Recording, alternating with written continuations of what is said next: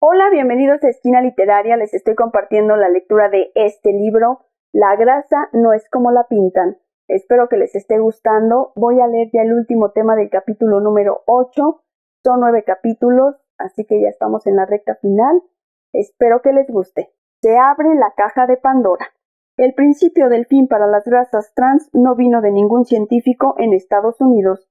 Dado que los críticos de las grasas trans en la comunidad de investigadores estadounidenses habían sido efectivamente marginados, en cambio vino de Holanda, de Martin B. Catan, un biólogo molecular y profesor de nutrición de la Universidad de Wageningen, y de su alumno de posgrado Ronald Menzies.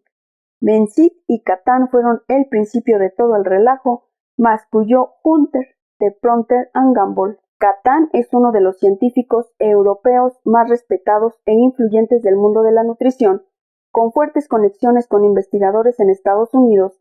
A mediados de la década de 1980, funcionarios de la Fundación Neerlandesa del Corazón habían leído y se habían preocupado por el trabajo de Henning y Kumerow y le habían pedido a Catan que lo revisara.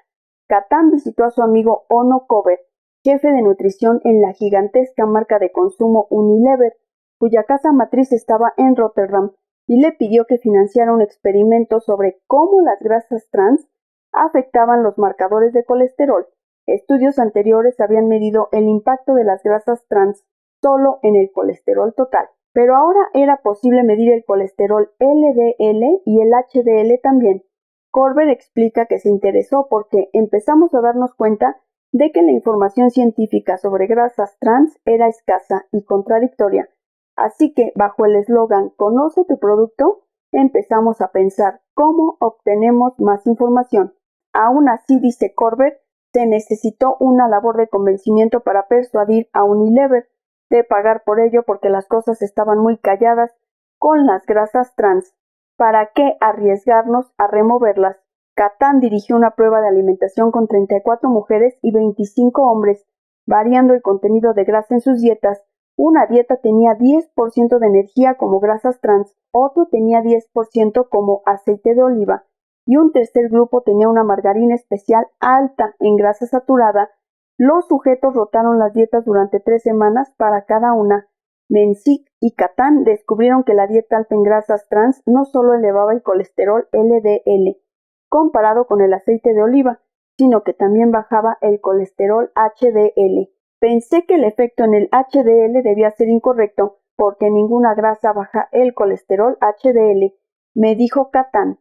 La grasa saturada, la clase encontrada principalmente en alimentos animales, eleva el colesterol HDL, pero los expertos en nutrición habían estado ignorando asiduamente ese efecto durante años, dado que las grasas saturadas se consideraban en general no saludables.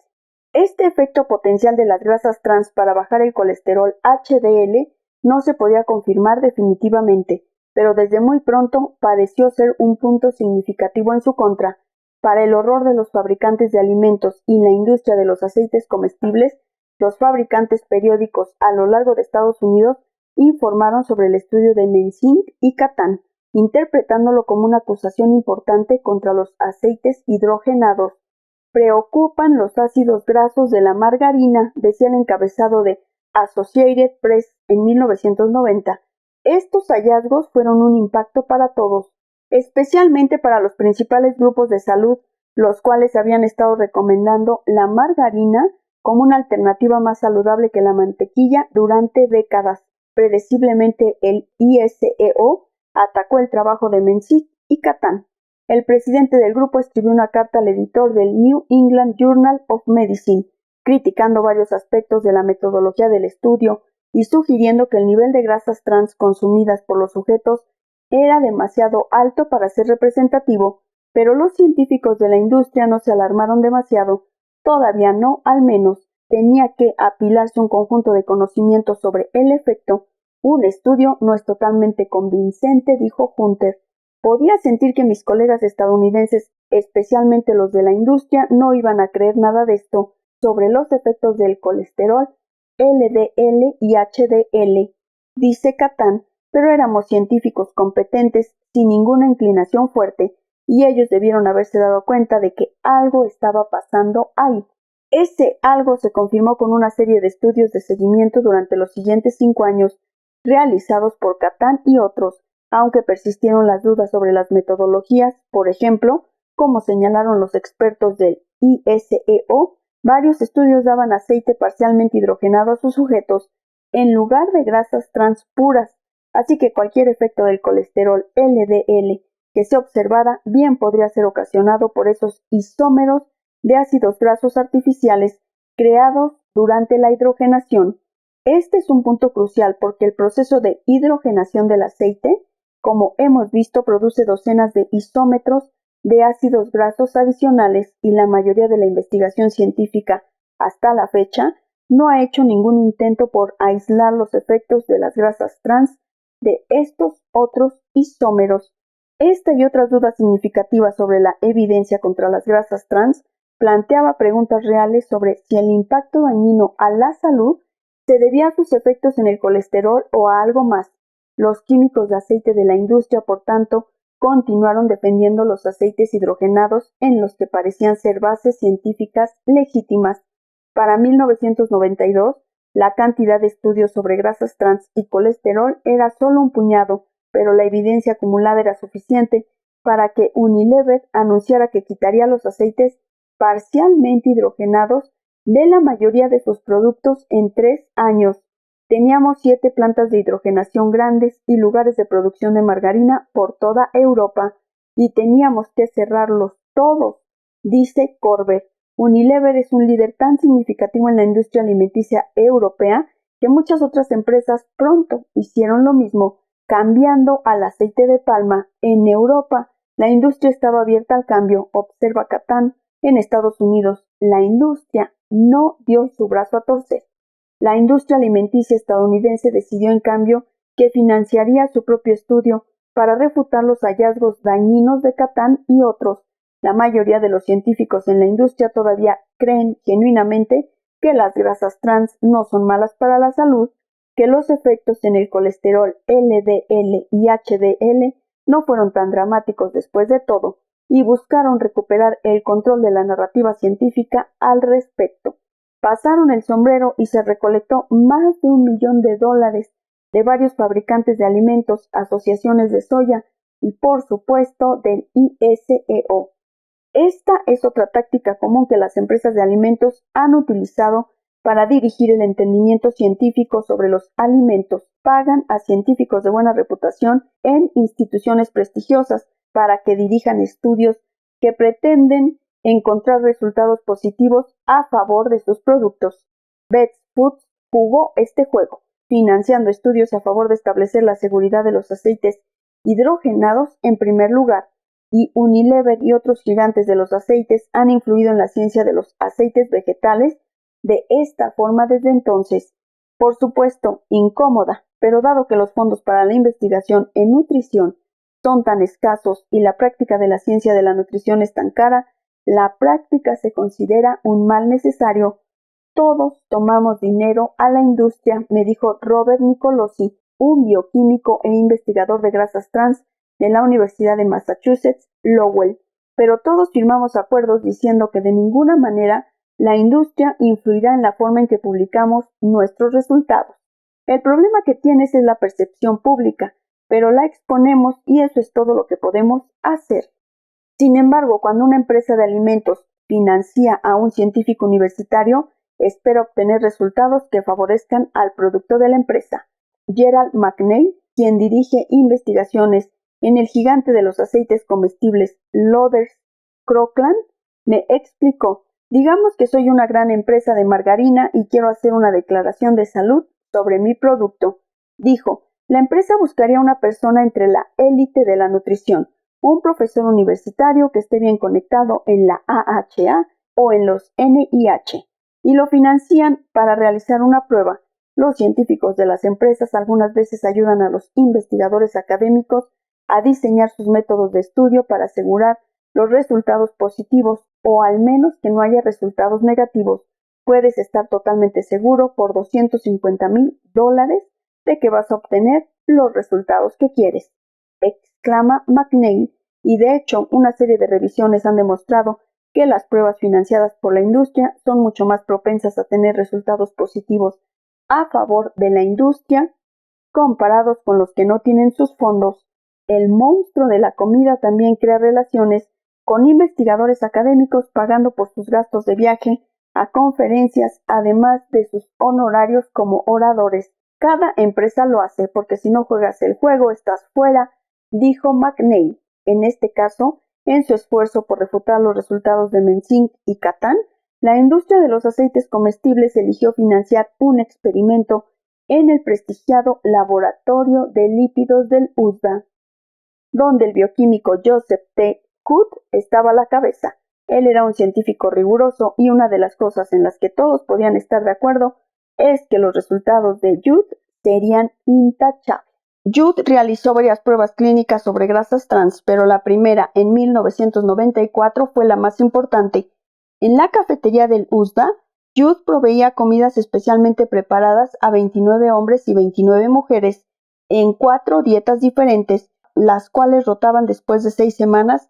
Cada una dieta era alta en aceite de oliva, la segunda tenía trans moderadas, 3.8% de energía, la tercera tenía trans altas, 6.6% de energía, y la última era alta en grasas saturadas. Los resultados se midieron con los marcadores del colesterol total, el HDL y el LDL, y Kraft proveyó todas las grasas cortesía de Thomas Applewhite.